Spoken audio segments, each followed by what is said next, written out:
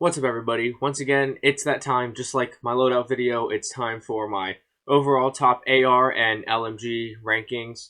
My long-range rankings that don't include snipers, because long-range could be snipers. Anyways, it's that time again. I was going to do a list of 5. I like to try to keep it 5, and then it grew to 6, 7. I was like, oh, I don't want to leave this off. I don't want to leave that off.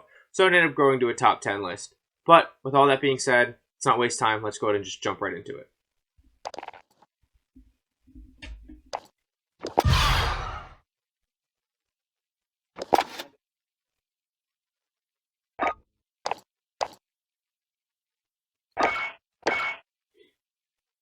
Okay, starting off at number 10, we have the AMAX.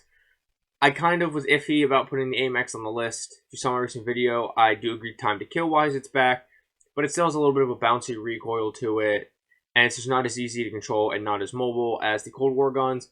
But now with the time to kill being back and a lot of people having a lot of love and nostalgia for the AMAX, I figured I'd include it in the list. I think you could also include the SCAR here, which I almost put here instead, but with it only having a 30-round mag, I just decided to leave it off the list in favor of the AMAX. Just to go over the AMAX loadout again really quick, it's monolithic suppressor, Zodiac barrel, 3x optic with the T-pose, commando foregrip, and the 45-round mag. This thing, like I said, still kills really fast. It just has a little bit of a harder recoil to control than a lot of the Cold War ARs and LMGs that are going to be on this list, and just doesn't move as fast as any of the Cold War weapons. It feels more like a Cold War LMG than it does a Cold War AR movement-wise. I also left some other Modern Warfare weapons off this list, such as the Bruin and the PKM, just because when it comes to time to kill, I just don't like their time to kills enough to deal with the movement of a Modern Warfare weapon versus the quicker movement of the Cold War weapon, so those all got left off as well, but the Bruin and PKM, easily time to kill wise, could fit on this list and be one of your best long-range options out there. From there, we move on to the MG82. Time to kill wise, this thing should be way higher up the list. It has one of the best long-range time to kills in both Iron Trials and regular BR mode, as well as on Rebirth, obviously. The only problem is this has recoil that's very tough to control for a lot of people, especially on controller, and the majority of COD players are controller players.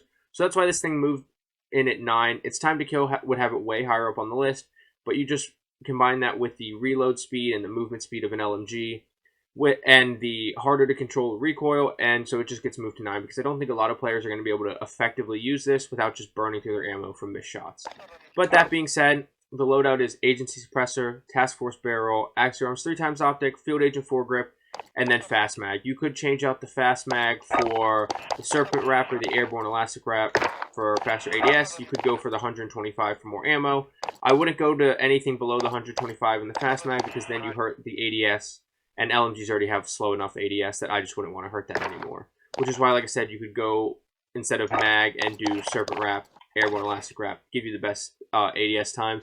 And then it's up to you which penalties you prefer. This only hurts sprint to fire. Well, this has many more penalties on the Airborne Elastic Wrap, but the Airborne Elastic Wrap gives you the fastest ADS. So it's just kind of up to you. From there, we move on to the RPD. Now, the RPD is another gun that I felt like should be higher on this list, but there's a higher LMG, which you probably already know what it's going to be, that kills faster when you just mix in one headshot. And while the RPD has like 0 recoil at all, the other LMG that's way higher up on this list has almost no recoil, even with the recent nerfs to it. And considering if you just get one headshot, it's got the faster time to kill than the RPD. It just, with the ease of use and hitting that one headshot, it just ranks way higher, in my opinion, than the RPD, and way higher than a lot of guns on this list. But the RPD loadouts, the Grew Suppressor, the Task Force Barrel, the Axial Arms 3x, the Spetsnaz Grip, and the Fast Mag. Same thing with the MG82, you could change to the 120-round mag. I wouldn't go to any other mags for the same reasons. Or you could go no mag and go Serpent Wrap or Grew Elastic Wrap to help your ADS setting. Alright, at number 7, we have the EM2. The EM2 is another gun where time to kill, maybe it should be a little faster on this list, or a little higher on this list, because you just mix in 1 or 2 headshots, you're erasing people. But it has recoil that for a lot of players is a little different to control. With it having a slower fire rate, you wouldn't think that, but it kicks so much for each bullet. That does have a little bit of tougher recoil to control. Once you get used to it, this thing's a monster. But since not every casual player can just pick up the EM2 and fry with it, it sticks where it is on the list. It's a normal loadout for it. It's the Agency Suppressor, Task Force Barrel, Field Agent Foregrip, Stand Ag 50 round, and Axe Arms 3x. If you really don't mind the normal sight on here that comes on the EM2, You could go with, once again, Serpent Wrap or Airborne Elastic Wrap, but I hate the optic that comes stock. The other option is if you're running this as sniper support, which is a very good sniper support, you can switch out the agency suppressor to the regular suppressor and then go from Axo Arms to Microflex LED, and then in my opinion you have one of the best sniper supports in the game. Moving on from there, we have the C58, another gun that has a very good time to kill, especially when you mix in 1 or 2 headshots, but another gun that for the casual player is a little bit harder to control, which is why it slots in at my number 6 slot. But this is one of my favorite guns in the game. It has very high damage per mag output, and I think once you get used to this gun, it's one of the better ARs in the game easily. But like I said, it's where it is on the list because it does have a decent amount of recoil that for the casual player is a little harder to control. That being said, it's a typical agency suppressor, task force barrel, field agent grip, 55 round mag, and 3 times optic. One thing I forgot to mention on the EM2 that also applies here to the C58 is you can go the first mag because both of their damage per mags are so high that you don't necessarily need to go with the biggest mag. And the first mag is 40 on the EM2 instead of 50, and then it's 45 instead of 50 on the C58. And that just makes it so you have a better ADS. And with it being an AR, it does have a slower ADS, obviously, than an SMG. So you can do those mags to help your ADS. And then next up on the list, now we're getting into the top 5 and the ARs that I will probably be using the most going forward. The CODWZ. Time to kill wise, it belongs much lower on this list, but the fact that it has almost 0 recoil and the recoil it does have is just straight vertical and very easy to control puts this at number 5 on my list. I just decided that, you know, it's more important to be able to hit your consistent shots than to have hard-hitting shots, so that's why the CODWZ slots in at 5. The guns above it, I believe, are either just as easy or barely harder to control and have better time to kills, but the CODWZ is so easy to control that there's no way I'd keep it out of my top 5. And it's the typical agent suppressor, task force barrel, field agent grip, 60-round drum, and 3 times. There's no changes I would really recommend making. You can't really go 45 because the time to kill is not as quick and it needs more bullets to kill. You probably could get away with it in duos, maybe trios, maybe even reverse since people aren't always fully plated, but I would definitely recommend sticking with the 60 round.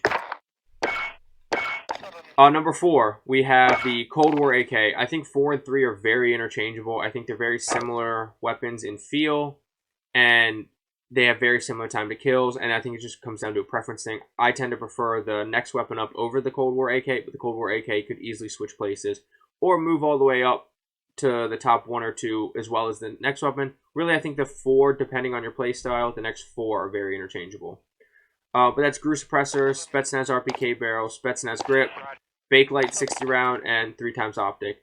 Just like with the EM2, you can run this as sniper support very effectively, and I would recommend dropping down to the regular suppressor, switching this to a Microflex LED, and then I would go from 60 to 45. Just like on sniper support, I would probably go 50 to 40 on the EM2. Okay, and moving on to number 3. Like I said, you could swap this in with number 4, and I could also see this moving all the way up to the top, and that's going to be the Cold War XM4. The XM4 is very easy to shoot. It feels similar to the AK, I think, in difficulty. I think once you play just a few games with it, you'll get very used to the XM4. I don't think it's very hard to control at all. And it's got a really good time to kill. It's very versatile. And I run it as the agent suppressor, the task force barrel, the field agent grip, and the 60-round mag. This is, and the Axo Arms 3 times. This is another AR that you could also run as sniper support. This one, I wouldn't use the Microflex. I think you can go Microflex if you don't like the iron sights, but I really don't mind the iron sights on this gun. So I would do the typical switch to the regular suppressor. I would drop the optic altogether in favor of probably the Airborne Elastic Wrap or the Serpent Grip. Maybe go Tiger Team on it. And then I would switch to the 45 round mag if you want to run it as sniper support. Now we're moving into the top 2, probably the 2 best guns in the game, in my opinion. But like I said, you could switch the top 4 around however you want, but I definitely think that these are the top 2. Number 2 is gonna be the Stoner. It kills faster than the RPD with 1 headshot. It's got way less recoil than the RPD. It's got a better time to kill than every gun I've listed on this list so far, except for the MG82. And it's even got a faster time to kill than the gun that I have at number 1. But being an LMG and being slower reload, slower movement, I just can't slot it over number 1. I just prefer the number 1 AR that I have coming up. But the Stoner easily is interchangeable. and it's the best LMG right now and one of the best guns in Warzone. And we're building that out as the Agency Suppressor. This is wrong. This should be Task Force Barrel, Field Agent Grip, Fast Mag, Axial Arms 3 times.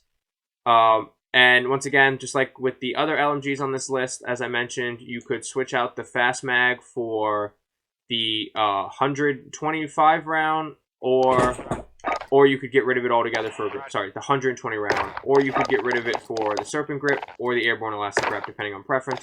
But I prefer the Fast Mag, just so you spray bullets, get right back to spraying quicker. And number one, it's the same number one as I had last time, and that's the Farah.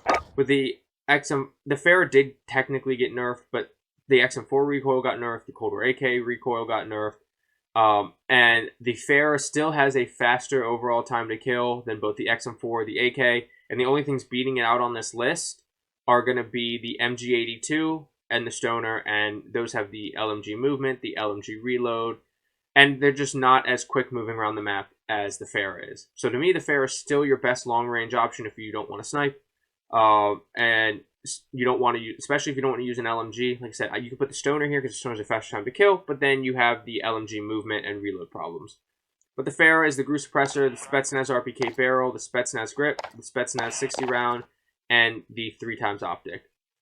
But that being said, those are my top 10 AR and LMG long-range options. If this video was helpful for you, don't forget to like, comment, subscribe, hit that notification bell for more. Let me know down in the comments what your favorite long-range options are. I will have my social medias linked down in the description below, so please feel free to visit those. But I'll see you in Verdansk on Rebirth Island. Get frying. Have a good day. Bye.